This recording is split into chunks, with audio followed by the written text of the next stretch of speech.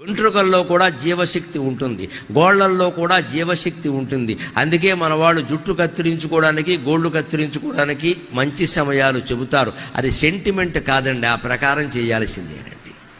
పైగా తీసిన గోళ్లు కానీ కత్తిరించిన వెంట్రుకలు కానీ ఎక్కడ పడితే అక్కడ పారేయకూడదు. వాటిలో 24 గంటలు జీవశక్తి ఉంటుంది. ఆ 24 గంటల్లోగా ఎవడైనా వాటిని తొక్కితే ఈ వెంట్రుకల్లో జీవుల్లో ఉండే రోగం వెంట్రుకల్లో ఉంటుంది, వెంట్రుకల్లో ఉండే రోగం వాడికి అంటుకుంటుంది. అందుకే రోడ్డు మీద వెంట్రుకలు కానీ గోళ్లు కానీ ఉంటే తొక్కద్దని చెబుతారు పెద్దవాళ్ళు. అది గుడ్డి నమ్మకం కాదమ్మా, శాస్త్ర సంప్రదాయం, పాటించి తీరాల్సిందే. వెంట్రుకలు కత్తిరించినా గోళ్లు కత్తిరించినా దాన్ని జాగ్రత్తగా పట్టుకెళ్ళి ఎవరూ తొక్కని చోట పారేయాలి. మళ్ళీ జీవశక్తి దాంట్లోంచి రావద్దు. 24 గంటలు జాగ్రత్త, తర్వాత పర్వాలేదు.